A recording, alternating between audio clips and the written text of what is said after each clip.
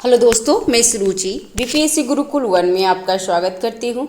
Friends, हम देख रहे थे जुनून टेस्ट सीरीज जिसमें हमने 74 नंबर क्वेश्चन तक हम लोग किए थे और ये वीडियो काफ़ी लंबा हो गया था। 1 घंटे का वीडियो ऑलरेडी हो चुके थे, तो इसलिए हमने इसको स्किप किया था। और नेक्स्ट वीडियो में हम लोग स्टार्ट करेंगे 75 नंबर क्वेश्चन से, ठीक है। और फ्रेंड्स, इससे पहले जुनून टेस्ट सीरीज का 1 से 9 तक वीडियो ऑलरेडी प्लेलिस्ट में आपको मिल जाएगा। और आधार टेस्ट सीरीज जो एनसीईआरटी बेस पे था, जो 6 to 12 करके था, तो हमारा प्लेलिस्ट में ऑलरेडी अपलोडेड हो चुके हैं। उसमें टोटल 17 टेस्ट थे जो कंप्लीट हो चुका है फ्रेंड्स, ठीक है। और तो चलिए इसमें स्टार्ट करते हैं जो रिमेनिंग हमारा बचा हुआ है। फ्रेंड्स, आपसे एक सजेशन चाहिए कि अगर आप मुझे बताएंगे कि मैम एक ही वीडियो में हमारा पूरा टेस्ट सीरीज कंप्लीट करना है, तो फ्रेंड्स मैं एक ही वीडियो में कंप्लीट कर लूँगी और उसमें थोड़ी सी शॉर्ट में बताऊँगी, क्योंकि इसमें लॉन्ग क्वेश्चन नहीं बन पाएंगे। बिकॉज सारा अगर डिटेल्स बताते हैं तो वीडियो 1 से 2 घंटे हो जाते हैं। और ऐसे नॉर्मल भी जो वीडियो हम लोग टेस्ट करते हैं, टेस्ट देते हैं ना 150 क्वेश्चन नंबर का, तो 150 में हम लोग को 2 घंटा दिया भी जाता है एग्जाम में। तो अगर बोलेंगे कि ऐसा मुझे शॉर्ट में चाहिए, ज़्यादा लॉन्ग नहीं, 2 वीडियो नहीं चाहिए, तो मैं क्या करूँगी, एक ही वीडियो में पूरा अपलोड कर दूँगी। तो आप मुझे सजेशन ज़रूर दीजिएगा, मैं उसके लिए आपका वेट करूँगी, ठीक है। तो चलिए पहले हम लोग स्टार्ट करते हैं सेकेंड वीडियो का फर्स्ट नंबर क्वेश्चन कि केंद्रीय प्रदूषण नियंत्रण बोर्ड सीपीसीबी की स्थापना किस वर्ष की गई थी। तो 1974 में किया गया था। तो इसका आंसर है बी। भारत में वायु तथा जल प्रदूषण की 2 प्रमुख पर्यावरण चिंताओं से निपटने के लिए सरकार ने 1974 में केंद्रीय प्रदूषण नियंत्रण बोर्ड की स्थापना की थी। नेक्स्ट, निम्नलिखित कथनों पर विचार करें और इसमें पूछ रहा है सत्य कथन को पहचानना है। तो सहारा रेगिस्तान 11 देशों से घिरा हुआ है। तो ये तो सत्य है फ्रेंड्स, इसका आंसर हो जाएगा, ये तो सही है। और सहारा रेगिस्तान कुल क्षेत्रफल भारत से क्षेत्रफल से अधिक है, तो ये गलत है फ्रेंड्स। सहारा क्षेत्रफल भारत से क्षेत्रफल से अधिक नहीं है, तो इसका आंसर हो जाएगा ए। सहारा रेगिस्तान 11 देशों से घिरा हुआ है। कौन कौन है, देखिए यहाँ पे सहारा मरुस्थल है, ठीक है। तो इसमें देखिए पश्चिमी सहारा, अल्जीरिया, लीबिया, मिस्र, सूडान, चाड, नाइजर, माली और मैरोतिनिया करके है। और यहाँ पे इसका सबका नाम भी है कि अल्जीरिया, चाड, मिस्र, लीबिया, माली, मैरितानिया, मोरक्को, नाइजर, सूडान, ट्यूनीशिया और पश्चिम सहारा है, इसमें सम्मिलित है फ्रेंड्स। और यह विश्व के सबसे बड़े रेगिस्तान है, ये तो एग्जाम में बहुत बार पूछा भी है, तो ध्यान रखिएगा। सहारा मरुस्थल विश्व का सबसे बड़ा मरुस्थल है और ये लगभग 8.54 लाख वर्ग किलोमीटर में फैला हुआ है। और भारत का क्षेत्रफल 32.4 लाख है, ठीक है, जो कि कम है। तो हमारा भारत का क्षेत्रफल उससे ज़्यादा है, तो इसमें क्वेश्चन दूसरा गलत हो गया था। नेक्स्ट है लद्दाख के संबंध में असत्य कथन का चयन करें और इसमें पूछ रहा है असत्य कथन कौन है। तो इसका आंसर है बी। सत्य क्या है वो देख लेते हैं, असत्य क्यों है तो उसको हमको बाद में देख लेंगे। तो यह विविध हिमालय में एक ठंडा रेगिस्तान है, तो बिल्कुल सही है। लद्दाख से बहने वाली नदियाँ गहरी घाटियाँ तथा महाखंड गाज का निर्माण करती है, तो ये भी सही है। और यह हिमालय की वृष्टि छाया से क्षेत्र में स्थित है, तो ये भी सही है फ्रेंड्स। गलत क्यों था तो इसका डिस्क्रिप्शन देख लेते हैं। तो इसके उत्तर में काराकोरम पर्वत श्रेणियाँ एवं दक्षिण में जास्कर पर्वत है, न कि दक्षिण में लद्दाख श्रेणी है, तो इसीलिए गलत हो गया था, ठीक है फ्रेंड्स। चैनल पे अगर नए हैं तो चैनल को सब्सक्राइब कर लीजिएगा, जो कि बिल्कुल फ्री है। बेल आइकन दबा दीजिए ताकि जो भी मैं वीडियो डालूँ सबसे पहले आपको नोटिफिकेशन मिल जाए। तो यहाँ पे देखिए लद्दाख श्रेणी है, यहाँ लद्दाख श्रेणी आ रहा है, ठीक है। और ये है सिंधु नदी जा रही है वहाँ पे, और इसी तरीके से है बना हुआ, तो आप देख लेंगे। आप अपना जरूर मैप पे रखेंगे फ्रेंड्स अपने, जब भी आप पढ़े ना साइंस, मतलब सबसे जब भी आप ज्योग्राफी पढ़िएगा तो अपना आपके सामने मैप होना ज़रूरी है फ्रेंड्स। और ये एटलस से लिया हुआ है, तो ध्यान रखेंगे। नेक्स्ट है मनाली लेह राजमार्ग में निम्नलिखित में से किन दरों से होकर गुजरता है। तो इसका आंसर हो जाएगा डी 1, 2, 3, 4। तो रोहतांगला दर्रा है, बारलाचा दर्रा है, लुनगालाचा दर्रा है और टांगलंग है, तो ठीक है। तो ध्यान रखिएगा इसका। देखिए ये हम ना आपको ये प्लेलिस्ट में आपको मैं टेलीग्राम में ये पीडीएफ डाल दूंगी, तो आप टेलीग्राम से भी आप ले सकते हैं, ठीक है। वहाँ पे मनाली लेह राजमार्ग 4 दरों से गुजरता है, जिसमें रोहतांगला बारलाचा और लुंगलाचा ला और टांगलंग ला है। ठीक है, यह राजमार्ग केवल जुलाई से सितंबर के बीच खुलता है, जब बर्फ को मार्ग से हटाया दिया जाता है तब खुलता है फ्रेंड्स, तो ध्यान रखेंगे। नेक्स्ट है निम्नलिखित युग्मों में गलत युग्म का चयन करने, तो इसमें गलत युग्म कौन सा है, तो इसका आंसर है बी। ठीक है, बी गलत है। जबकि बल्चा बनाना क्या होता है, तो बल्चा बनाना पौधे के बीच अवनति भूमि प्रवाल से ढककर मृदा की आर्द्रता बचाने तथा मृदा संरक्षित की विधि। समोचित रेखीय जुताई क्या होती है, तो पहाड़ी ढाल पर नीचे बहते जल के लिए प्राकृतिक अवरोध का निर्माण करना। और रक्षक मेखला क्या होता है, तो तटीय प्रदेश और शुष्क प्रदेशों में मृदा आवरण को बचाने के लिए होता है। ठीक है, तो इसका वेदिका फॉर्म क्या था, तो हमारा ये गलत था कि वेदिका फॉर्म, तो वेदिका फॉर्म चौड़े समतल सोपान तथा वेदिका तीव्र ढालों पर बनाए जाते हैं ताकि सपाट सतह फसल उगाने के लिए उपलब्ध हो जाए, इसके पृष्ठ प्रभाव और मृदा अपरदन कम हो। ठीक है, नेक्स्ट है निम्नलिखित में अक्षत वनस्पति किसे कहा जाता है, तो अक्षत वनस्पति केवल इसमें दो सही है, जिसमें इसका आंसर हो जाएगा सी, जिसमें पर्वतीय वन और मैंग्रोव वन को अक्षत वन कहा जाता है। ठीक है, अक्षत वन प्राकृतिक वनस्पति का अर्थ होता है वनस्पति का वह भाग जो मनुष्य की सहायता के बिना अपने आप पैदा होता है और लंबे समय तक उस पर मानवीय प्रभाव नहीं पड़ता है, इसे अक्षत वनस्पति कहा जाता है। अतः विभिन्न प्रकार के कृषि फसलें, फल और बागवान वनस्पति का भाग तो है, परंतु प्राकृतिक वनस्पति नहीं है। ठीक है, इसमें पहला क्या है, तो उष्णकटिबंधीय सदाबहार वन में उष्णकटिबंधीय पर्णपाती वन, उष्णकटिबंधीय कंटीले वन तथा झाड़ियाँ, पर्वतीय वन और मैंग्रोव जो होता है जो अक्षत वन पाए जाते हैं, प्राकृतिक वनस्पति है फ्रेंड्स, ध्यान रखेंगे। फ्रेंड्स, चैनल पे अगर नए हैं तो चैनल को सब्सक्राइब जरूर कीजिएगा फ्रेंड्स, क्योंकि एक वीडियो में इसको एक बार और बनाई थी तो वो सही हुआ नहीं, तो मैं दोबारा इस वीडियो को बना रही हूँ और दिल्ली में काफ़ी गर्मी है। नेक्स्ट है उष्णकटिबंधीय वर्षा वन के संबंध में निम्नलिखित कथनों पर विचार करें और यहाँ पे सत कथन को चुनना है, तो सत कथन कौन सा है, तो इसका आंसर है ए, 1, 2 और 3 सही है। तो ये वन असम के ऊपरी भागों में पाए जाते हैं। ठीक है, उष्णकटिबंधीय वर्षा वन, तो ये कहाँ पे पाए जाते हैं फ्रेंड्स, तो ये असम के ऊपरी भागों में पाए जाते हैं। यहाँ वर्षा 200 सेंटीमीटर से अधिक तथा थोड़े समय के लिए शुष्क ऋतु होती है और इसमें ये क्षेत्र वर्ष भर गर्म तथा आर्द्र रहते हैं। ठीक है, तो हम लोग देख लिए हैं फ्रेंड्स। और इसमें क्या था कि इन वन के वृक्षों में एक निश्चित परंतु सूक्ष्म समय के लिए पतझड़ होता है, तो ये गलत है फ्रेंड्स, तो इसका आंसर था ए, 1, 2, 3 सही है। ये वन पश्चिमी घाटों के अधिक वर्षा वाले क्षेत्र लक्षद्वीप, अंडमान निकोबार द्वीप समूह और असम के ऊपरी भागों, तमिलनाडु के तट पर तक ही सीमित होता है। ठीक है, और ये उन क्षेत्रों में भली भांति विकसित होता है जहां 200 सेंटीमीटर से अधिक वर्षा के साथ एक थोड़ा समय के लिए शुष्क ऋतु पाई जाती है। ठीक है, नेक्स्ट है पतझड़ वृक्षों में पतझड़ होने का कोई निश्चित समय नहीं होता है, अतः यह सब वन साल भर हरे भरे रहते हैं, ध्यान रखेंगे, इसलिए चौथा कथन गलत हो गया था। नेक्स्ट है निम्नलिखित कथनों पर विचार करें और सत कथन को चुनना है। सत कथन क्या होगा, तो इसका आंसर है बी, हिमरेखा के पास वृक्षों का आकार छोटा हो जाता है, तो ये सही है, जबकि पहला गलत है। तो पहला गलत क्यों है ये देख लेते हैं। तो पर्वतीय वन के बारे में, ठीक है फ्रेंड्स, पर्वतीय वन के बारे में देख लेते हैं। तो 1000 मीटर से 2000 मीटर तक की ऊंचाई वाले क्षेत्रों में आर्द्र शीतोष्ण कटिबंध पाए जाते हैं। 1500 से 3000 मीटर की ऊंचाई के बीच शंकुधारी वृक्ष जैसे चीड़ को पाइन भी बोलते हैं, देवदार, सिल्वर फर, स्प्रूस, सील्डर आदि पाए जाते हैं।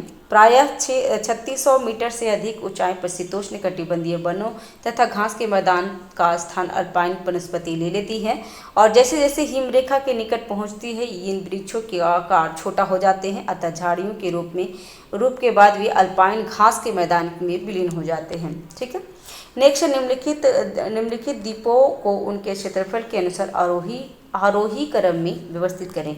आरोही क्रम वो होता है फिर जिसमें कम से ज़्यादा होता है, ज़्यादा से कम होता है आरोही क्रम, और अवरोही क्रम कम से ज़्यादा होता है, तो ये ध्यान रखिएगा।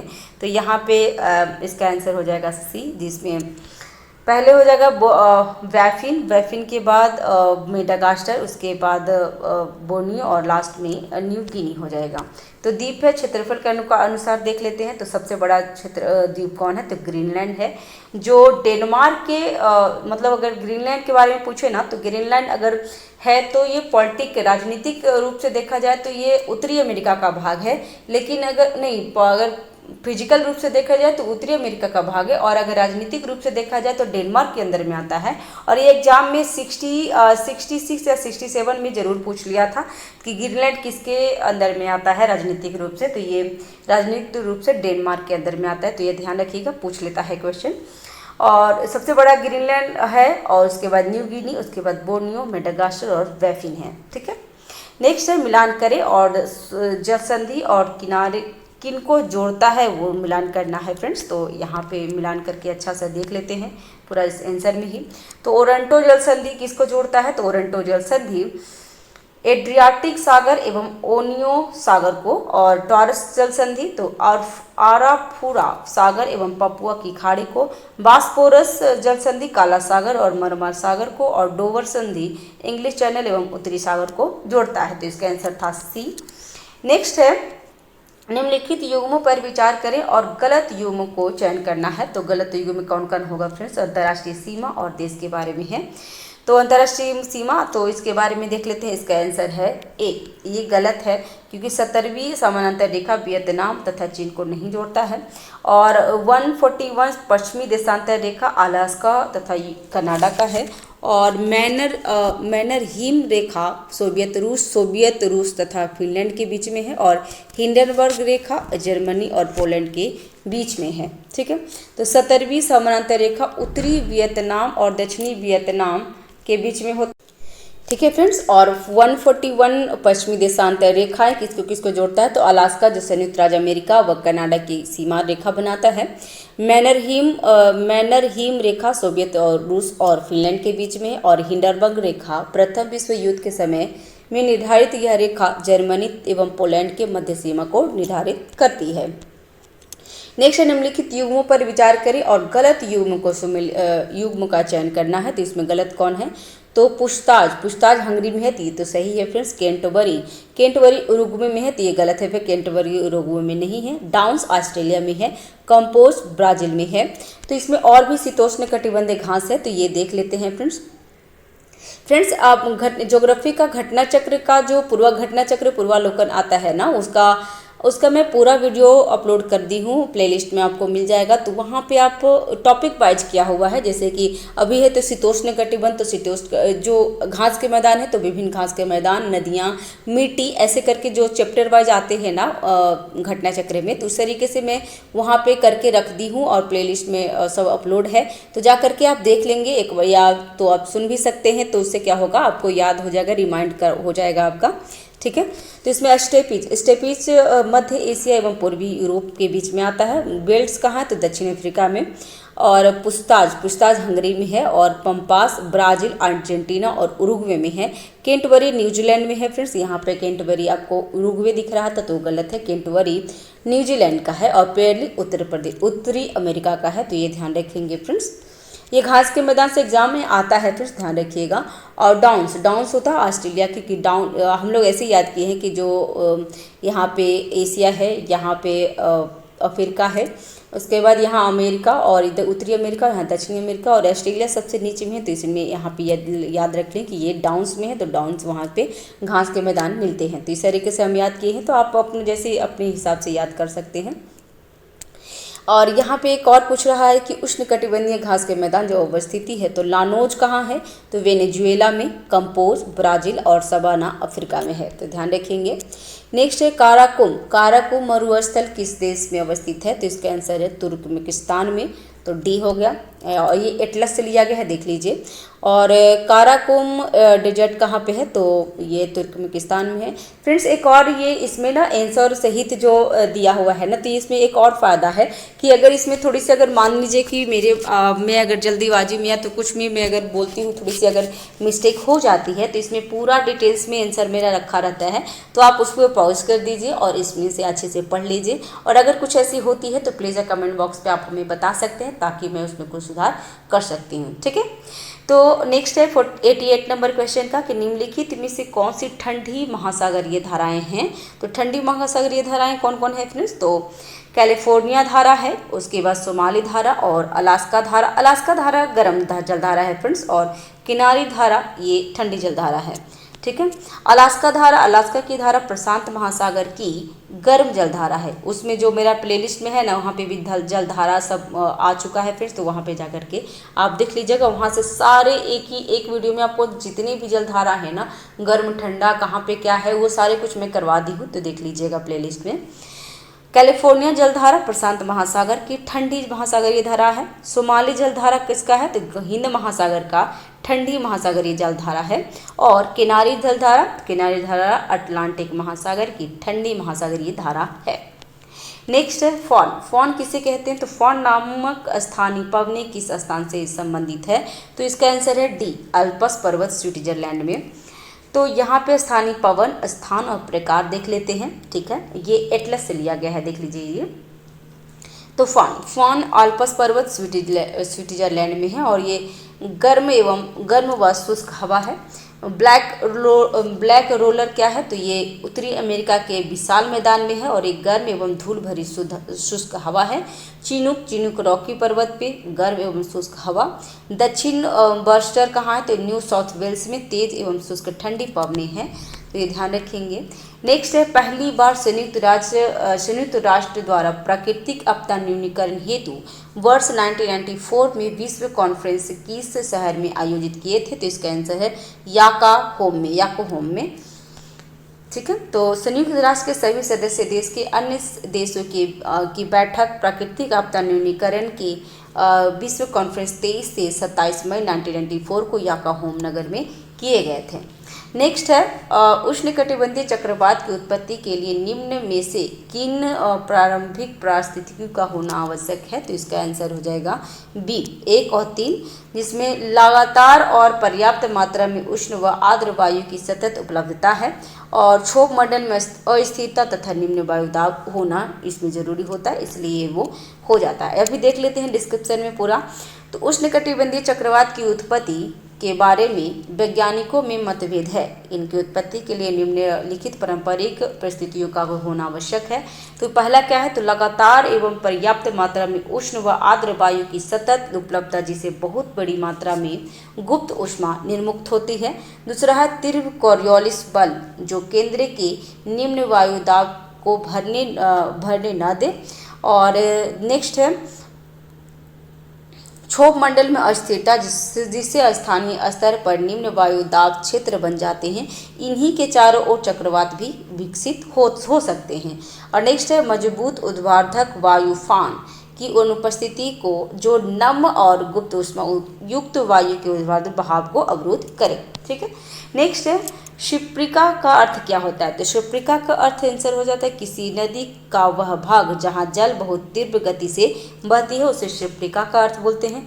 ठीक है, तो ये हमने देख लिया। नेक्स्ट है निम्नलिखित कथनों पर विचार करें, और यहाँ पे है कि IUCN पौधे तथा जीवों दोनों के संरक्षण के लिए कार्य करती है, तो ये तो सही है फ्रेंड्स। और दूसरा में क्या पूछा था, तो सत्य कथन ही पूछ रहा था, तो पहला तो सही था। दूसरा है IUCN का पूर्ण विस्तार international union for the conservation of nature, तो वो गलत है फ्रेंड्स, तो इसका आंसर हो जाएगा ए, पहला सही है। ठीक है, और प्राकृतिक संसाधनों व पर्यावरण संरक्षण की अंतर्राष्ट्रीय संस्था ने संकटापत्र पौधे और जीव किसके लिए, पौधे और जीवों की प्रजातियों को उनके संरक्षण के उद्देश्य से कार्य करता है।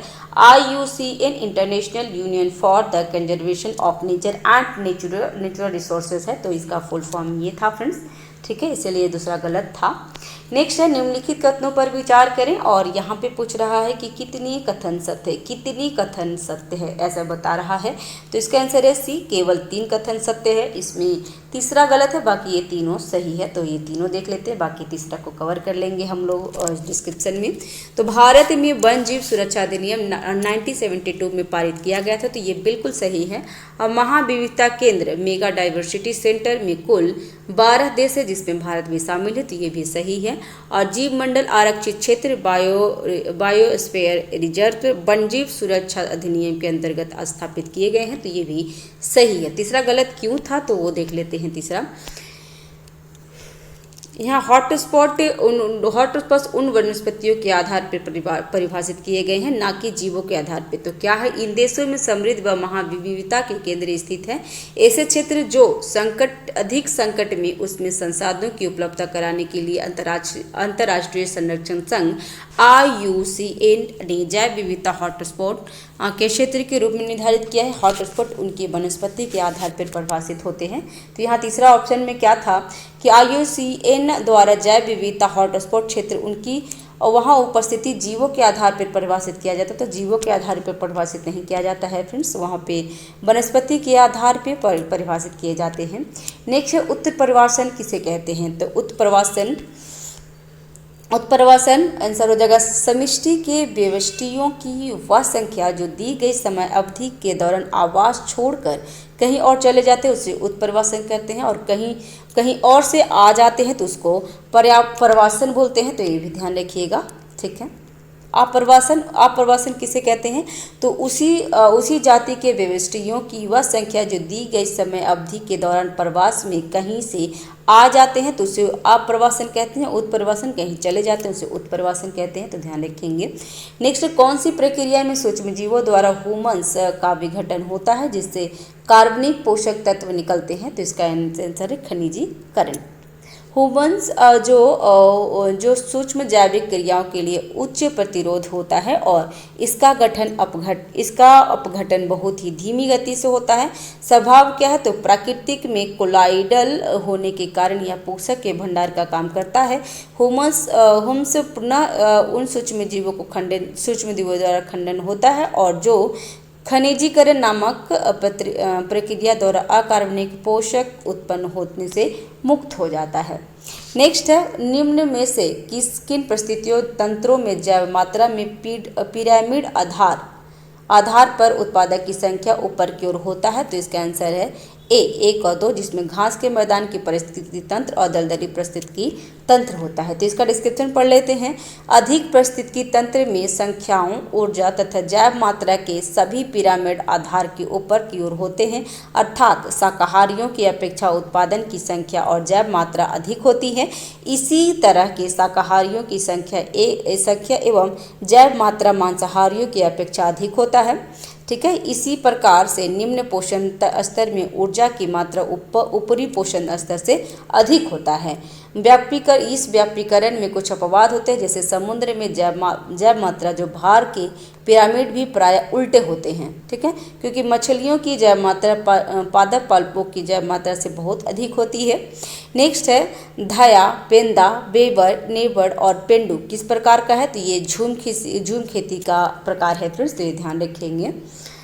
देखिए, झूम कृषि का प्रकार है। झूम खेती के इसके कई स्थानीय नाम होते हैं, जैसे दक्षिण पूर्व एशिया में इसे लादिंग कहा जाता है, मध्य अमेरिका में इसे मिल्पा कहा जाता है, अफ्रीका में इसे चितमेन या ताबी व श्रीलंका में चेना कहा जाता है, ठीक है। और हिंदुस्तान में धुमंतु खेती के लिए धया, पेंदा, बेवर, नेवर, झूम, पोड़ और खाद कुमरी ऐसी कुछ स्थानीय नाम है। तो ये झूम खेती का नाम है फ्रेंड्स। नेक्स्ट, निम्नलिखित कथनों पर विचार करें और सत्य कथन का चुनना है। तो गुज्जर चरवाहे समुदाय से संबंधित होते हैं, तो ये सही है। और बुगलियाल जानवरों के झुंड को कहते हैं, तो ये गलत है फ्रेंड्स, तो इसका आंसर हो जाएगा ए। पहाड़ियों में रहने वाले गुज्जर शुद्ध चरवाहा कबीले के लोग होते हैं। वे लगभग न के बराबर खेती करते हैं। गद्दियों के पास भेड़ बकरियां होती हैं और गुज्जर गाय भैंस पालते हैं। बुगलियाल क्या है, तो बुगलियाल घास के मैदान है, न कि बुगलियाल जानवरों का झुंड है, तो ये ध्यान रखिएगा। नेक्स्ट है, भारतीय वन सेवा की स्थापना किस वर्ष की गई थी। तो 1864 को, तो आंसर हो जाएगा सी। नेक्स्ट है, रेडियोधर्मी डेटिंग तकनीकी के आधार पर पृथ्वी की अनुमानित आयु क्या है। तो इसका आंसर है बी 4.54 अरब वर्ष है, ठीक है। नेक्स्ट है निम्नलिखित महासागरों को अवरोही आरोही क्रम में, देख लीजिए फ्रेंड्स, आरोही क्रम में व्यवस्थित करें क्षेत्रफल के अनुसार। तो सबसे सही कोड क्या होगा, तो इसका आंसर हो जाएगा सी।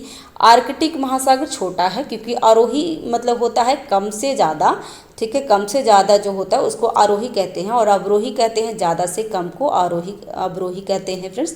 तो इसमें आरोही बोला तो आर्कटिक महासागर सबसे कम है, तो आर्कटिक महासागर, उसके बाद अंटार्कटिका महासागर, उसके बाद हिंद महासागर, उसके बाद अटलांटिक महासागर और लास्ट में प्रशांत महासागर। क्योंकि प्रशांत महासागर बहुत बड़ा है तो इसके आंसर हो जाएगा सी, ठीक है।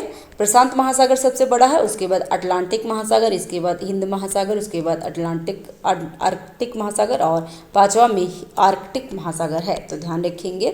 नेक्स्ट महाद्वीपों के संबंध में निम्नलिखित कथनों पर विचार करें, और यहाँ पे पूछ रहा है कि अफ्रीका क्षेत्रफल की दृष्टि से एशिया के बाद दूसरा सबसे बड़ा महाद्वीप है, तो ये बिल्कुल सही है। क्षेत्रफल की दृष्टि से यूरोप सबसे छोटा महाद्वीप है, तो ये गलत है फ्रेंड्स, यूरोप नहीं है। ऑस्ट्रेलिया सबसे छोटा महाद्वीप है, तो इसीलिए दूसरा गलत हो गया, पहला सही है, इसका आंसर हो जाएगा ए।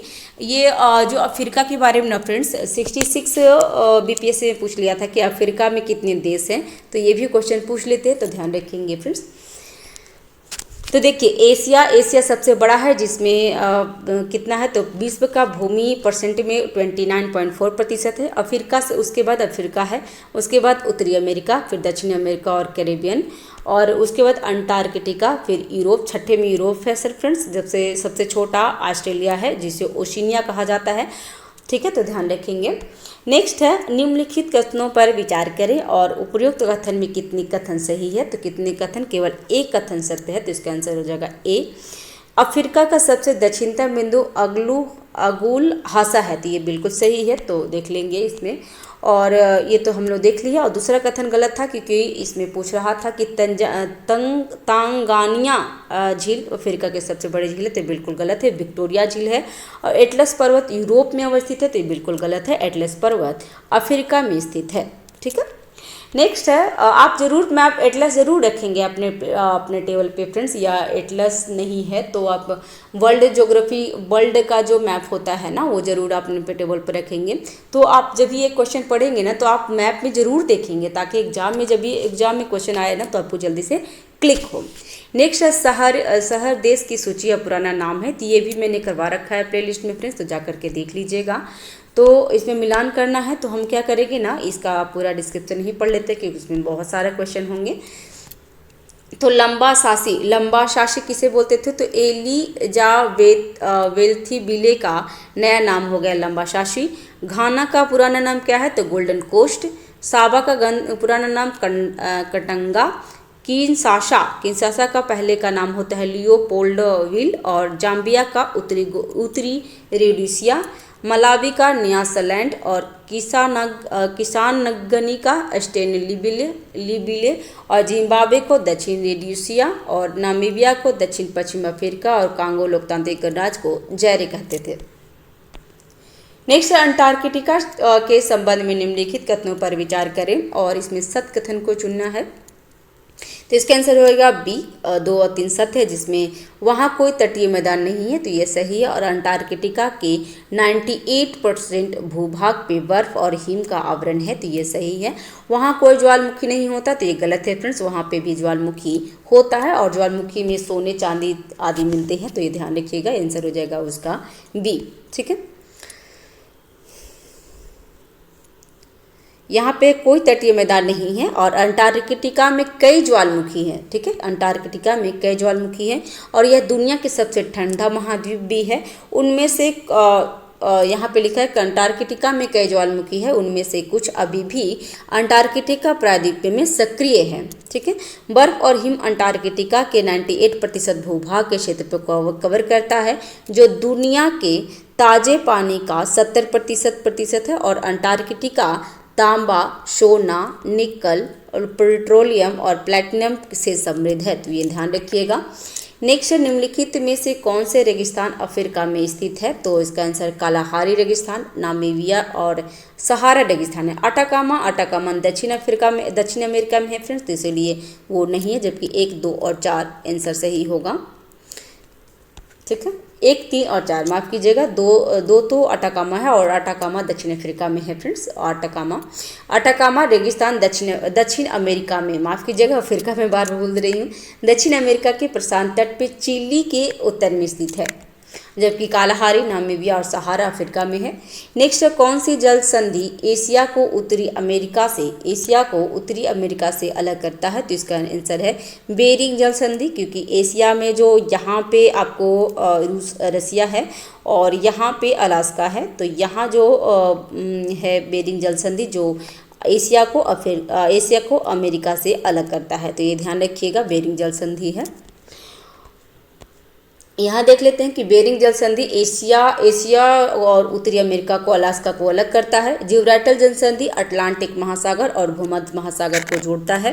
मलक्का जल संधि तो अंडमान सागर को दक्षिण चीन सागर को जोड़ता है। और ताइवान जल संधि चीन सागर को पूर्वी चीन सागर को जोड़ता है। तो जो जिब्राल्टर जल संधि मतलब जो संधि होते हैं ना फ्रेंड्स, जो दो महासागर को जोड़ता है और 2 महाद्वीप को अलग करता है। तो ये भी ध्यान रखिएगा। तो यहाँ पे यही था कि अलग, यहाँ पे बोरिंग जल संधि किसको अलग करता है? तो उत्तरी अमेरिका और एशिया को अलग करता है। ठीक है। नेक्स्ट है निम्नलिखित में से कौन सी पर्वत श्रृंखला एशिया को यूरोप से अलग करता है? तो इसका आंसर हो जाएगा डी, जिसमें यूराल पर्वत और काकेकस पर्वत दोनों एशिया को यूरोप से अलग करता है। यूराल पर्वत, यूराल नदी, कैस्पियन सागर, काकेकस पर्वत और काला सागर एशिया को यूरोप से अलग करता है, जबकि लाल सागर और स्वेज नहर इसे अफ्रीका से अलग करता है। पूरब में बेरिंग जलडमरू जो अमेरिका को अलग करता है एशिया से। तो ध्यान रखेंगे। नेक्स्ट, निम्नलिखित में से कौन एशिया का सबसे बड़ा द्वीप है? तो इसका आंसर है बोर्नियो द्वीप। एक क्वेश्चन पूछा हुआ है, PYQ में आप देखेंगे तो मिल जाएगा। भूमि क्षेत्र के आधार पर एशिया के कुछ सबसे बड़े द्वीप की सूची इस तरीके से है। तो बोर्नियो द्वीप मलेशिया, इंडोनेशिया और ब्रुनेई द्वारा साझा किए जाते हैं। सुमात्रा ये इंडोनेशिया का है। हिंसुंग है जापान का। Sulawesi Indonesia, Java Indonesia, Luzon Philippines, Mindanao Philippines, Taiwan में, क्यूशू जापान और शिकोकू जापान, हैनान चीन का है। ठीक है। नेक्स्ट है निम्नलिखित में से, और ये जो एग्जाम में आया था ना फ्रेंड्स, एक क्यूशू नहीं होंगसुंग आ गया था एक बार कि जापान का सबसे बड़ा द्वीप कौन है? तो होंगसुंग है। तो ये चीज़ एग्जाम में पूछ लिया था, 67 में ही आई थिंक पूछा है, तो ये ध्यान रखेंगे। नेक्स्ट, निम्नलिखित में से कौन से देश मध्य एशिया का हिस्सा है? तो मध्य एशिया का हिस्सा है, तो इसमें Kazakhstan, Kyrgyzstan, Tajikistan, Uzbekistan, Turkmenistan है। अफगानिस्तान मध्य एशिया का देश नहीं है फ्रेंड्स। तो इसका आंसर हो जाएगा 1, 2, 4, 5, 6। तो इसका आंसर है सी। ठीक है। नेक्स्ट है, एशिया की निम्नलिखित नदियों को उनके लंबाई के अनुसार अवरोही क्रम में सजाना है। तो अवरोही मतलब सबसे जो बड़ा होगा उसके बाद जो छोटा छोटा होगा उसके तरीके से करना है। तो इसका आंसर है बी।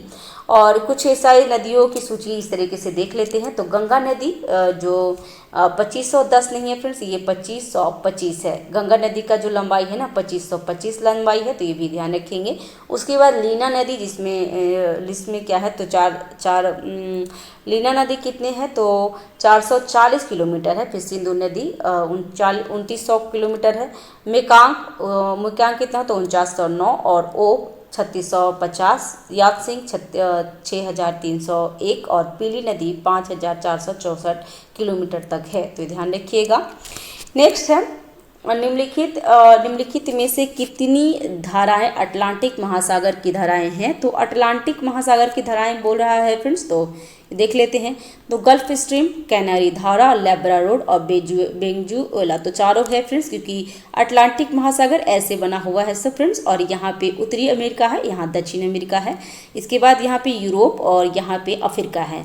तो गल्फ स्ट्रीम यहाँ पे बनता है, इस कोने पे बनता है फ्रेंड्स, और कैनारी यहाँ पे बनता है, वेनेजुएला और लेब्राडोर यहाँ से आता है। तो इस ना अभी जब भी आप मैप रखेंगे ना अपने टेबल पे, तो ये चीज़ आपको ईजी हो जाएगा। आपको हमेशा दिमाग में भी क्लिक करेगा कि जैसे पूछेगा कि लेब्राडोर कहाँ से आता है, तो आपको यहाँ से पता समझ में आ जाएगा गल्फ स्ट्रीम कहाँ है। तो यहाँ पे इस तरीके से आपको अगर आप रखेंगे ना मैप, तो बहुत ज़रूरी होता है आपके लिए। एटलस जो ऑक्सफोर्ड का आता है या फिर किसी का भी एटलस आप रख सकते हैं, और आप मैप जरूर रख सकते हैं फ्रेंड्स अपने टेबल पे। तो इसका आंसर था डी, सभी सही है। उत्तर भूमध्य रेखीय धाराएं, उत्तरी अटलांटिक बहाव, बहामासा धारा, दक्षिण भूमध्य रेखाएं, गल्फ स्ट्रीम, ब्राजील धारा, लेब्राडोर, वेनेजुएला और किनारी धारा और दक्षिण अटलांटिक बहाव, ये सारे अटलांटिक महासागरीय धाराएं हैं। और जो मेरा प्लेलिस्ट में मिलेगा ना ज्योग्राफी में, तो उसमें जो धाराएं हैं तो उसमें एक ही वीडियो में आपको सारे धाराएं आ जाएंगे और कहाँ से कौन बहता है और कौन गर्म है कौन ठंडा, ये सारा उसमें है फ्रेंड्स। तो जा करके आप प्लेलिस्ट में जरूर चेक कर लीजिएगा। नेक्स्ट है सूची 1 खाड़ी है और सूची 2 जल निकाय को जोड़ने वाला सुमेलित करना है। तो कौन कौन जोड़ता है, तो इसका आंसर हो जाएगा, देख लेते हैं आंसर ही। इसका आंसर है तो ए। और बोथनिया की खाड़ी बाल्टिक सागर को जोड़ता है, मन्नार की खाड़ी हिंद महासागर में है, पनामा की खाड़ी प्रशांत महासागर में है और मेक्सिको की खाड़ी अटलांटिक महासागर में स्थित है। नेक्स्ट है निम्नलिखित युग्मों पर विचार करें और चुनने की कौन से युग्म सुमेलित नहीं है। तो यहाँ पे देख लेते हैं क्वेश्चन। तो बैकाल कहाँ है, तो रूस में, तो ये सही है। मलावी कनाडा में, तो मलावी कनाडा में ये नहीं है फ्रेंड्स, मनावी कनाडा में नहीं है। और विनिपेग संयुक्त राज्य अमेरिका में नहीं है। टिटिकाटा बोलीविया में और पेरू में है, तो ये सही है। तो इसका आंसर 1 और 4 होगा और 2 और 3 गलत है क्योंकि गलत ही पूछ रहा था। तो बैकाल झील रूस में है, मलावी मोजाम्बिक और तंजानिया के बीच में है और विनिपेग कनाडा में है, ना कि अमेरिका में है। और टिटिकाका बोलीविया पेरू में है। नेक्स्ट है एशिया के निम्नलिखित देशों पर विचार करें और चुने कि दिए गए देशों में कितने देश स्थलरूप देश है। तो स्थलरूप देश का भी हमारे प्लेलिस्ट में मिल जाएगा, आपको वहाँ पे जाके देख लीजिएगा। तो इसका आंसर है डी, सभी 4 है, जिसमें कजाकिस्तान सबसे बड़ा स्थलरूप देश है, आर्मेनिया, अजरबैजान और लाओस सभी क्या है, तो स्थलरूप देश। और स्थलरूप देश उसे कहते हैं फ्रेंड्स जो किसी समुद्र से टच नहीं करता हो उसका बाउंड्री, तो उसको स्थलरूप देश कहते हैं। और एशिया के 12 देश स्थलरूप देश में है, कौन कौन है, तो Uzbekistan, Armenia, Turkmenistan, Kyrgyzstan, Afghanistan, Tajikistan, Laos, Mongolia, Kazakhstan, Nepal, Bhutan और अजरबैजान। ठीक। नेक्स्ट निम्नलिखित देशों को अवरोही क्रम में क्षेत्रफल के अनुसार व्यवस्थित करें। तो इसका आंसर हो जाएगा बी, जिसमें सबसे ज़्यादा है ब्राज़ील, उसके बाद है ऑस्ट्रेलिया, उसके बाद है भारत और अर्जेंटीना। तो भारत का स्थान 7वां है। फिर पहले क्या पूछता था कि सबसे स्टार्टिंग से पूछ देता था, तो सबसे बड़ा हम लोग रूस और उसके बाद करते थे। तो अभी देखिए, अब एग्जाम में ऐसे पूछता है तो नीचे से भी पूछ सकता है, तो ये ध्यान रखिएगा कि रूस सबसे बड़ा है, उसके बाद कनाडा, उसके बाद संयुक्त राज्य अमेरिका, उसके बाद चीन है, चीन 4थे नंबर पे, ब्राज़ील 5वें नंबर पे, ऑस्ट्रेलिया 6ठे नंबर पे, हमारा स्थान 7वां है, भारत 7वें पे है और अर्जेंटीना 8वें नंबर पे है। तो ये भी ध्यान रखेंगे क्योंकि अभी एग्जाम क्वेश्चन पूछने की प्रवृत्ति चेंज हो चुकी है फ्रेंड्स। नेक्स्ट है निम्नलिखित में से कौन सा दक्षिण अमेरिका का घास का मैदान नहीं है। तो इसका आंसर हो जाएगा डी, जिसमें तीसरा नहीं है। पुस्टाज हंगरी में है फ्रेंड्स, ना कि दक्षिण अमेरिका में, जबकि कंपोज, लानोस और पंपाज ये दक्षिण अमेरिका का घास का मैदान है। और घास का मैदान भी हमारे प्लेलिस्ट में मिल जाएगा, तो देख लेंगे उसको। ठीक है। नेक्स्ट है निम्नलिखित कहाँ कहाँ मिलते हैं ये भी देख लेते हैं। तो पुस्टाज हंगरी में एक विशाल घास के मैदान है। कंपोज, लानोज और पंपाज घास दक्षिण अमेरिका का है। कंपोज तो पूर्वी ब्राजील का सवाना घास का मैदान है। लानोज वेनेजुएला का सवाना घास है और पंपाज अर्जेंटीना और उरुग्वे के शीतोष्ण घास के मैदान है। नेक्स्ट है निम्नलिखित कथनों पर विचार करें और सत्य कथन को चयन करना है। तो इसमें दोनों कथन गलत है। ठीक है, इसका आंसर हो गया डी। चिनूक रॉकी पर्वत की पूर्वी ढालों पर चलने वाली स्थानीय ठंडी हवा है। तो फ्रेंड्स चिनूक क्या है, चिनूक क्या है, तो ठंडी है, जलधारा नहीं है, ये ठंडी हवा नहीं है, गर्म हवा है। और नियाग्रा जलप्रपात संयुक्त राज्य अमेरिका और मैक्सिको के बीच में है, तो नहीं फ्रेंड्स, ये कनाडा के बीच में है, इसलिए दोनों गलत हो गया। चिनूक बर्फ खाने वाला है, चिनूक को बर्फ खाने वाला कहा जाता है क्योंकि वो गर्म हवा है। ठीक है, स्थानीय गर्म और रॉकीज के पूर्वी ढालों पर अवतरता है। और नियाग्रा जलप्रपात संयुक्त राज्य अमेरिका और कनाडा के बीच में स्थित है, न कि मैक्सिको में। नेक्स्ट है निम्नलिखित कथनों पर विचार करें और असत्य कथन को चयन करना है। तो इसमें इसका आंसर हो जाएगा डी, दोनों सत्य है, असत्य कोई नहीं है। तो ब्राजील में कॉफ़ी बागानों को फेजेंडा कहा जाता है, तो ये सही है। और मिश्रित यूरोपीय, स्पेनिश और रेड इंडियन के वंशजों को मिस्टीजो कहा जाता है, तो ये भी सही है, दोनों सही था फ्रेंड्स। अभी क्या होगा, हमारा 101 से 120 तक का क्वेश्चन था जो ज्योग्राफी से था, और अभी 121 से 150 तक हमारा क्वेश्चन रहेगा करंट अफेयर का। और ये करंट अफेयर 16 से 30 मई के बीच का जो करंट अफेयर है ना, उसमें से क्वेश्चन लिया गया है। और इसका ऑलरेडी हमारा प्लेलिस्ट में आपको मिल जाएगा मई महीने का, तो आप वहाँ पे भी जा कर के देख लीजिएगा। तो इसमें क्या करेंगे कि इसमें जो क्वेश्चन जो इम्पोर्टेंट है वो होगा, या फिर क्वेश्चन आंसर खाली सिर्फ करा देंगे, क्योंकि डिटेल्स में नहीं कराएंगे। डिटेल्स में आपको ना उस पर प्लेलिस्ट में आपको मिल जाएगा, तो जा करके देख लीजिएगा। तो विश्व हाइड्रोजन सम्मेलन 2024 के संबंध में निम्नलिखित कथनों पर विचार करें। और यहाँ पे क्या पूछ रहा है, तो यहाँ पे पूछ रहा है कि 1 और 2 सही है, इसमें सत कथन पूछ रहा है। तो यह नीदरलैंड के रॉटरडैम में आयोजित किया गया, तो ये सही है। अब भारत अपने उद्योग को बढ़ावा देने के लिए इस सम्मेलन का उपयोग एक मंच के रूप में किया है।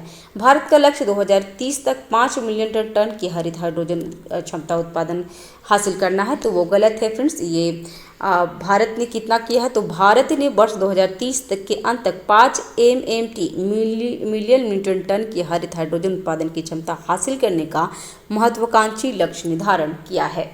नेक्स्ट नागरिकता संशोधन अधिनियम CAA के तहत नागरिकता हेतु पात्र होने के लिए पाकिस्तान, अफगानिस्तान और बांग्लादेश के प्रवासियों के लिए कट ऑफ तिथि क्या निर्धारित की गई है, तो इसका आंसर है A 31 दिसंबर 2014। ठीक है, 31 दिसंबर 2014 से पहले भारत में आए हिंदू, ईसाई, बौद्ध, जैन, सिख, पारसी प्रवासियों को भारतीय नागरिकता देने की पात्रता प्रदान करता है, ध्यान रखेंगे। नेक्स्ट है विश्व वन्यजीव अपराध रिपोर्ट 2024 के संबंध में निम्नलिखित कथनों पर विचार करें। और इसमें सत कथन को चुनना है, तो केवल दूसरा सत्य है, जिसमें 2015 से 21 के दौरान वैश्विक अवैध वन्यजीवों व्यापार से गैंडे और देवदार सबसे अधिक प्रभावित पशु और वनस्पति प्रजाति हैं, तो ये भी सही है। इसलिए और यहाँ पे क्या था, पहला में क्या था कि इसे जलवायु परिवर्तन संयुक्त राष्ट्र फ्रेमवर्क कन्वेंशन UNFCCC द्वारा जारी किया जाए, तो गलत है। ऑस्ट्रेलिया ये हाल ही में ऑस्ट्रेलिया के वियना में संयुक्त राष्ट्र ड्रग्स एवं अपराध कार्यालय UNODC द्वारा विश्व वन्यजीव अपराध रिपोर्ट जारी किया गया है, तो UNFCCC नहीं होता है फ्रेंड्स, तो ध्यान रखेंगे, इसलिए पहला गलत था। नेक्स्ट है फॉर्म 17C का संबंध किससे है, तो इसका है मतदान केंद्र पर दर्ज मतों के लेखा जोखा से। ठीक है, और फॉर्म C का क्या है, तो उसमें क्या है, क्या क्या आएगा, तो EVM की पहचान करना, प्रति EVM दर्ज कुल मतों की संख्या, मतदान केंद्र पर कुल निर्वाचकों और एवं मतदाताओं की संख्या, मतदान करने की अनुमति न दिए गए मतदाताओं की संख्या है। चुनावी प्रक्रिया में पारदर्शिता सुनिश्चित करने के लिए यह फॉर्म महत्वपूर्ण है। तो क्या है फॉर्म का नाम, तो फॉर्म का नाम है फॉर्म 17C। नेक्स्ट है रुपए के संबंध में निम्नलिखित कथनों पर विचार करें और असत कथन को चयन करना है, तो इसका आंसर हो जाएगा C। चौथा गलत है, क्योंकि ये रुपए का मार्च 2024 में 14 में लॉन्च किया गया था, तो ये गलत है फ्रेंड्स। मार्च 2012 में किया गया है। ठीक है, 2012 में किया गया है, तो इसलिए वो तीसरा गलत हो गया। जबकि रुपए भारत का पहला वैश्विक कार्ड भुगतान नेटवर्क है, तो ये सही है। और रुपए भारतीय राष्ट्रीय भुगतान निगम NCPI का एक उत्पाद है, तो ये भी सही है। और वर्तमान में रुपए को भूटान, नेपाल, UAE, सिंगापुर सहित कई देशों ने स्वीकार किया है। ठीक है, नेक्स्ट हाल ही में कौन सा देश अंतर्राष्ट्रीय सौर गठबंधन ISA का 99वां सदस्य देश बन गया है, तो इसका आंसर है स्पेन। ठीक है, और इसका जो मुख्यालय है ना फ्रेंड्स, गुड़गांव में है, गुड़गांव में है। तो ये एग्जाम में पूछ सकता है, क्योंकि यहाँ इसका मुख्यालय ही यहाँ पे है, भारत में है। ठीक है, भारत में है, और 99वां सदस्य बन गया है स्पेन, तो ये ध्यान रखिएगा। और ये कब बना था फ्रेंड्स, ये इसकी स्थापना यहाँ पे 1919 हस्ताक्षर करता है, और स्पेन ISA में शामिल होने वाला नवीनतम देश है। और ये ना भारत और फ्रांस मिलकर के इसको स्थापित किए हैं, तो ये भी थोड़ा ध्यान रखिएगा। नेक्स्ट है एक राष्ट्र एक हवाई क्षेत्र के विचार के साथ भारत ने नागपुर में प्रोजेक्ट ईशान शुरू किया था। ईशान का फुल विस्तार क्या है, तो Indian single sky harmonised air traffic management है, तो इसका आंसर हो जाएगा A। ठीक है, नेक्स्ट है एक राष्ट्र एक हवाई क्षेत्र के विचार के साथ भारत ने नागपुर में project Ishan Indian signal sky harmonised air traffic management शुरू किया है। नेक्स्ट है नार्वेस्ट अनुसंधान परीक्षण केंद्र के संबंध में निम्नलिखित कथनों पर विचार करें। और इसमें पूछ रहा सत्य कथन को चुनना है, तो दोनों इसमें गलत है। यह अपना पहला अनुसंधान परीक्षण पुणे में किया है, तो ये गलत है फ्रेंड्स, ये उड़ीसा में किया है। और इसका उद्देश्य देश की पश्चिमी भागों में आने वाले नॉर्वेस्ट तूफानों को पूर्वानुमान करना है, तो ये भी गलत है। इसका उद्देश्य पूर्वी भागों में इसका उद्देश्य क्या है, तो इसका उद्देश्य पूर्वी भागों में गठन चरण विकास और प्रसार में गरज के साथ आने वाले तूफानों का अध्ययन करना है। और ये क्या था, तो ये भारत नॉर्वेस्टर के नाम से जाने वाले भयंकर तूफानों का अध्ययन करने के लिए ये पहला अनुसंधान परीक्षण केंद्र कर रहा है और ये उड़ीसा के भद्रक में है। ठीक है। नेक्स्ट है पेरिस 2024 ओलंपिक के शुभांकर क्या है, तो पेरिस ओलंपिक का शुभांकर फ्रिज है। ठीक है। तो मिराई ये पूछा था, फुवा बीजिंग जो 2008 में हुआ था उसका शुभंकर था। मिराई तोवा टोक्यो में 2020 में शुभंकर था, ये बहुत बार पूछा भी है, हर एग्जाम में इनफैक्ट पूछ लिया था उस टाइम। और ओलंपिक फ्रीज कहाँ है, तो ये पेरिस 2024 का सही शुभंकर है। और बेनलॉक लंदन में 2012 में शुभंकर है। ये 4 सालों पे होता है फ्रेंड्स, इसीलिए इम्पोर्टेंट है। नेक्स्ट है निम्नलिखित कथनों पर विचार करें और सत्य कथन को चयन करें, तो इसमें सत्य कथन केवल टो है, जिसमें कृत्रिम बुद्धिमत्ता AI आधारित AI कृषि और AI भूमि समाचार एंकर है, तो ये सही है। और देश का पहला AI आधारित टीवी चैनल कौन है, तो DD न्यूज़ है। नहीं फ्रेंड्स, DD न्यूज़ नहीं है, ये है किसान है। AI कृषि और AI भूमि पेश किया है और इसका न्यूज एंकर बने जो बिल्कुल इंसान जैसे काम करेंगे। और DD किसान है जो पहला चैनल बना है जो कृत्रिम बुद्धिमत्ता के द्वारा समाचार एंकरों ने उसको स्थापित किया है, तो ध्यान रखिएगा फ्रेंड्स।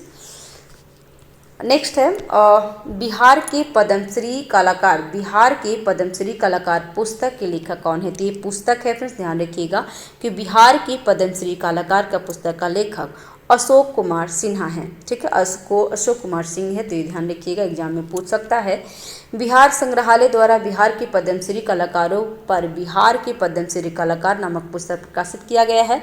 बिहार संग्रहालय के अपर निदेशक अशोक कुमार सिंह द्वारा बिहार के पद्मश्री कलाकार नामक पुस्तक लिखी गई है।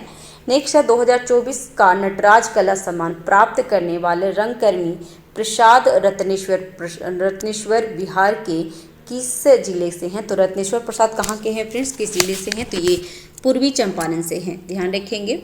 नेक्स्ट है इले लोबोटोक ज्वालामुखी किस देश में स्थित है, तो इसका आंसर है इंडोनेशिया में।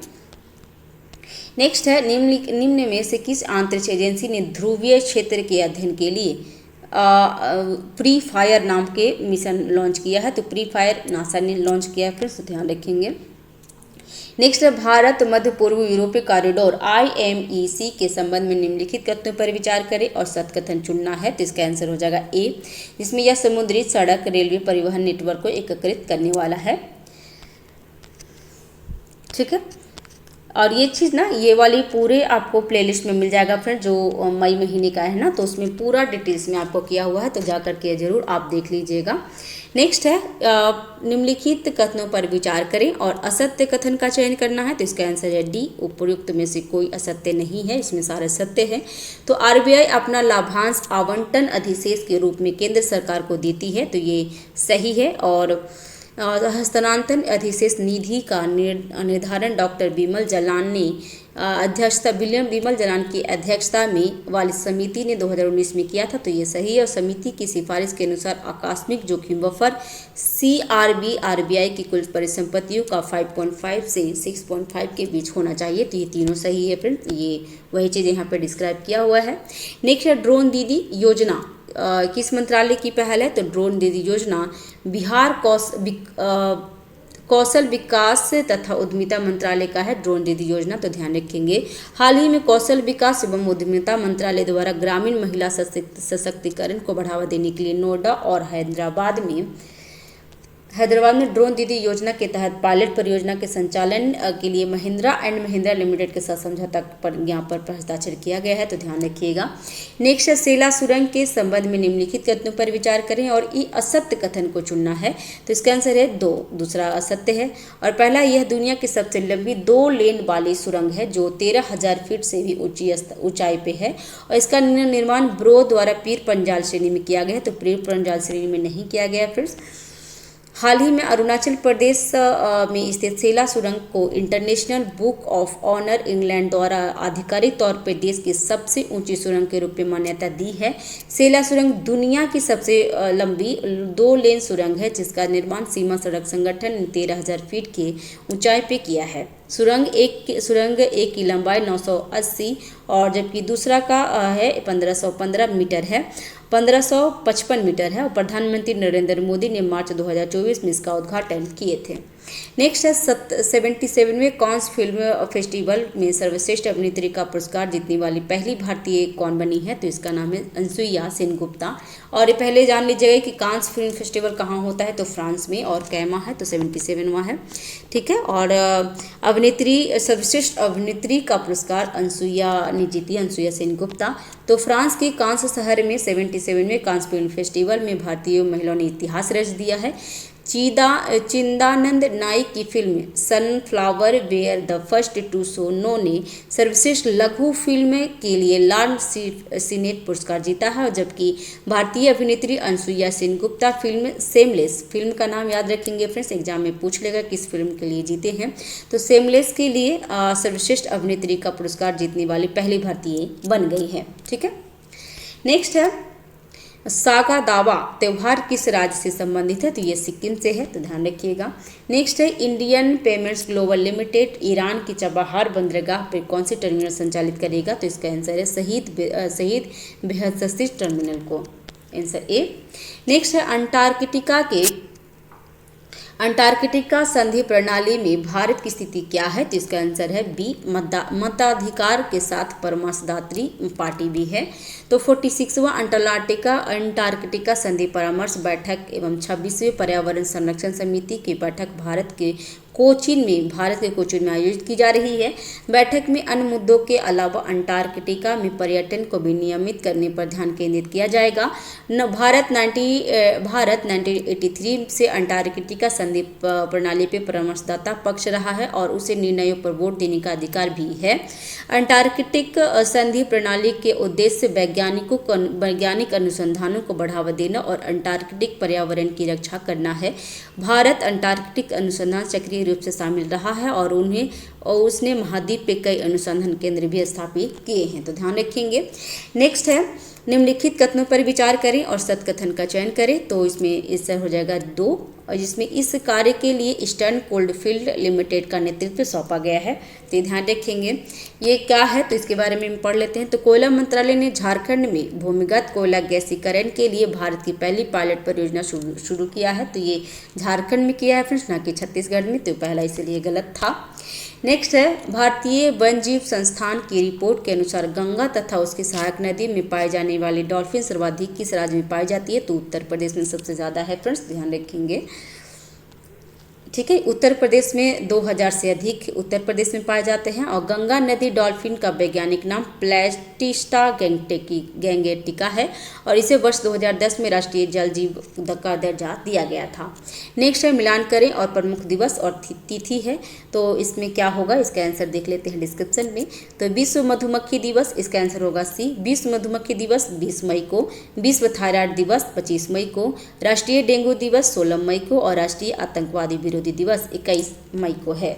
नेक्स्ट है बिहार का सबसे बड़ा सोलर पावर प्लांट किस राज्य में चालू हो गया है, तो इसका आंसर है बांका में, ठीक है। और मई 2024 में बांका में बिहार का सबसे बड़ा सोलर पावर प्लांट चालू हो गया है, तो ध्यान रखिएगा फ्रेंड्स कि बिहार का सबसे बड़ा सोलर पावर प्लांट कहाँ है, तो बांका में, और वो स्टार्ट हो चुका है। और इसमें जो बिजली दर होंगे ना, वो 3 रुपया 11 पैसे प्रति यूनिट होंगे। और 150 मेगावाट सोलर पावर प्लांट की सफल कमीशनिंग के बाद राज्य सरकार को सालाना 17 करोड़ रुपये की बचत होगी। नेक्स्ट है व्यक्ति और उपलब्धि, तो इसके बारे में मिलान कर लेते हैं कौन कहाँ से संबंधित है, तो इसका आंसर यहाँ डिस्क्रिप्शन में देख लेंगे। तो वियतनाम के राष्ट्रपति कौन है, तो टो लैम है। और लैम है। और अंतर्राष्ट्रीय एल्यूमिनियम संस्था के उपाध्यक्ष कौन बने हैं? तो जॉन सेलेबिन। डोमिनिकन रिपब्लिक का राष्ट्रपति कौन है? तो लुइस अबिनादर हैं। और रूस का रक्षा मंत्री आंद्रे बोल्साउ हैं। ध्यान रखिएगा फ्रेंड्स। नेक्स्ट है, हाल ही में किस देश द्वारा दुनिया के पहले 6G डिवाइस का प्रोटोटाइप पेश किया गया है? तो इसका आंसर है जापान का। तो ध्यान रखेंगे। नेक्स्ट है, निम्नलिखित कथनों पर विचार करें और यहाँ पे सत्य कथन का चयन करना है। तो इसका आंसर है डी, कोई भी सत्य कथन नहीं है। देखिए यहाँ पे आंसर डी था। तो लद्दाख में उल्लास कार्यक्रम के तहत युवाओं को रोजगार के लिए प्रशिक्षित तैयार कर दिया जा रहा है। तो यहाँ पे हम लोग डिस्क्रिप्शन भी देख लेते हैं। तो उल्लास कार्यक्रम के तहत लद्दाख में 97% से अधिक साक्षरता हासिल करने की है, जिसमें यह पूरी तरह से साक्षर प्रतिनिधि प्रशासनिक इकाई बन गई है। तो यहाँ पे नौकरी देने का नहीं है फ्रेंड्स, ये इसमें साक्षर करने का है उल्लास कार्यक्रम। और उल्लास केंद्रीय कौशल विकास एवं उद्यमिता मंत्रालय द्वारा किया गया है। तो ये भी गलत है। उल्लास क्या है? तो उल्लास कार्यक्रम शिक्षा मंत्रालय की परियोजना है। तो ध्यान रखिएगा। नेक्स्ट है और लास्ट क्वेश्चन है, 77 में विश्व स्वास्थ्य सभा कहाँ आयोजित की गई है? तो इसका आंसर है जेनेवा में। ठीक है। तो जेनेवा में चल रहा 77वें विश्व स्वास्थ्य सम्मेलन के दौरान भारत ने नॉर्वे, संयुक्त राष्ट्र बाल कोष यूनिसेफ, संयुक्त राष्ट्र जनसंख्या कोष UNFPA और मातृ, नवजात शिशु और बच्चों की स्वास्थ्य भागीदार के सहयोग से महिला, बाल और किशोर स्वास्थ्य पर एक अन्य कार्यक्रम की मेजबानी की है। इस कार्यक्रम का उद्देश्य उभरते साक्ष्य और खोजों को साझा करना, मातृ, नवजात, बाल एवं और किशोर स्वास्थ्य और कल्याण में निवेश के लिए महत्वपूर्ण अवसरों पर बातचीत को बढ़ावा देना था। ठीक है। तो फ्रेंड्स, हमारा कंप्लीट हो चुका है ये वीडियो और ये हमारा पूरा टेस्ट कवर हो चुके हैं।